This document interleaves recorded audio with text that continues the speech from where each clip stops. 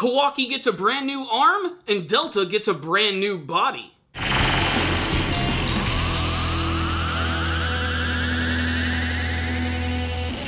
Greetings, my friend! The ninja action continues in another super exciting chapter of Boruto, Naruto Next Generations. First, let me apologize for this review being so late. I'm a very busy man. I'm a man about town, and a lot of the times I just don't have the time to sit down and do a video, and a lot of you have been requesting that I do a review of this chapter. Well, here it is, all for you, and I'm going to talk about a lot of the cool things which go on in this chapter. There's pretty much two storylines here. There's Boruto, Naruto, Kawaki, and all of their companions and friends returning to Konoha Village and recovering from their battle with Delta. And what's really cool about all of this is that Kawaki lost an arm in this battle, but it looks like he's going to get a brand new prosthetic one thanks to Professor Katasuke. Apparently this was an arm that was originally meant for Naruto. In fact, Naruto is actually able to make this arm work due to the power of his chakra. Thus, he is actually fully connected to Kawaki in a sense. And throughout most of the episode, even though Kawaki still manages to have a big grimace on his face, he still seems to want to do the right thing by Boruto and Himawari, by fixing her vase and training with all of the friends through a big old montage which just puts a smile on my face. It's a little cheesy, but honestly I do love it, but in the back of my mind I know that eventually this all means nothing, and at some point he'll become a villain or an adversary to our main heroes. But until then, let's just enjoy things for what they are. I also really loved the final panel of the chapter where it looks like Kawaki was finally getting ready to leave Naruto's side when suddenly Kurama just erupts from nowhere in a massive chakra form, warning him that he shouldn't go that far from Naruto.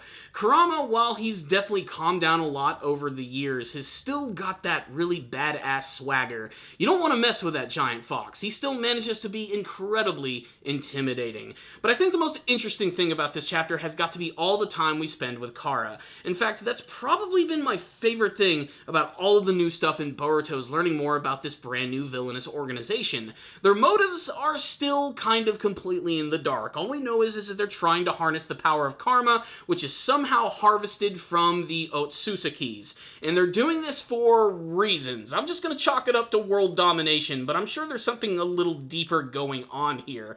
But this chapter also establishes that these guys have some really insane technology. I mean, Naruto just fought against Delta, finished her off with a ridiculously supersized powerful Rasengan, which supposedly killed her. But apparently, that drone that is in her back can simply return to the base and actually go into a brand new body, which is contained in all of these stasis pods. Now, the first time I saw this, it immediately reminded me of the Six Paths of Pain, and how Pain himself actually had his very own extra bodies on reserve. It made me think about it so much that it made me realize that there is the possibility, a small possibility, mind you, that the Akatsuki might have actually interacted with Kara at some point and might even have actually shared some of the technology that they actually use.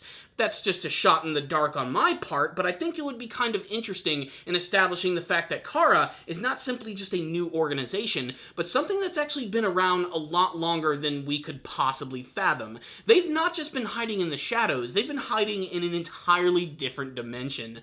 The point is, Delta is back and she's super pissed off, kicking off the pod door as she explodes out with anger and being confronted by the other members of Kara. And thankfully, some of them actually have names in this chapter and a little more personality. Like the big super bearded dude who goes by the name of Boro. This guy's just really cool looking, and I imagine he's definitely going to be one of the muscle members of the group. You never really know what they're going to be fully capable of until they actually remove their cloaks, but this guy has no problem in talking down to Delta, who decides to just get super pissed and try to kick him with one of her transforming legs, and he doesn't even flinch at all. Just basically, these guys bicker with one another, they fight with one another all the time. They're not too different from the Akatsuki in many senses. We also have another new character who goes by the name of Code, who has a very strange design. He's got this like weird prosthetic which runs all the way across his face. It looks like it's sort of like stitched on, and I can't really tell you much about his personality outside of the fact that he's sort of curious as to what's going on in Konoha Village, why Kashin Koji has not returned, and that we all know that he's actually still there there waiting to actually do something. Something that confuses Jigen and Amato a little bit. Jigen being the leader and Amato being the scientist of Kara. And they give each other a lot of weird looks in this chapter, as if they know something else is going on, or there might even be a little bit of distrust between these two characters. It almost seems as if Amato doesn't even want to be there in the first place. The dynamic of Kara is, without a shadow of a doubt, the most intriguing thing about everything that's going on in Boruto right now, and I really just want to learn more. I want a whole chapter dedicated to more of these characters and learning more about their history. It's really one of the main reasons that I've been checking out the manga so religiously at this point. Not to mention, again, Jigen realizes that the reason that Boruto actually has his karma, or kama, is because of Momoshiki, and he almost seems to curse him just a little bit. Again, this is all mysterious, and I almost want to do like another discussion video, just kind of talking a little bit more about my theories on what it is Kara is truly up to, but it still manages to be, I think, one of the coolest things about what's going on with the Boruto series here, especially because I think the Akatsuki was a very hard act to follow. I truly do believe in my heart of hearts that the Akatsuki was one of the greatest villain organizations from just about any manga, anime, or movie that I have ever seen. I thought they were pitch perfect, and to see another group come in that manages to live up to the hype with all of the mystery surrounding them gets me so excited, and it kind of gives me that feeling of reading the Naruto manga from years ago, and that's just what's really like fueling my love for Boruto right now. So what's the rundown on this chapter of Boruto Naruto Next Generations? I think you pretty much heard it in the first half. This was a pretty simple chapter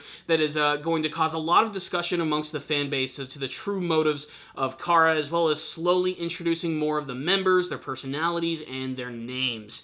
I really want to hear from you guys. That's like the main reason I made this video, is I just want you guys to sound off in the comment section below about your theories behind Kara, what their ultimate plan is going to be, the identity of Kasha and Koji, which you hope to see from new characters like Code and Boro, the weird relationship between Jigen and Amato. Really, just tell me what you think about all of that in the comment section below. That's what's all going on here. Also, give me your thoughts about Kawaki and how his story is eventually going to lead to him becoming a villain in the series. As a score for this chapter, I really liked this one. Every single time Kara is on a page, like, I am just glued to it, and I'm really loving it, and that's probably why I love this chapter so much, which is ultimately why I'm going to give it a 5 out of 5. I also thought that all of the stuff with Kawaki was handled really well. I especially love the montage sequence of slowly seeing Himawari's vase get, like, glued together again by him. It's very symbolic of how close he's actually getting to these characters and how he's sort of becoming a citizen of Konoha in many senses. I thought it was handled very well, and it didn't need a lot of dialogue to give it a lot of heart. It just worked really well. So yeah, loved this chapter, 5 out of 5. I'd love to get your thoughts. Again, tell me all of them in the comment section below, theories and just discussion about this chapter. Let's get it going, guys. I will see you all next time, and as always, stay down, baby.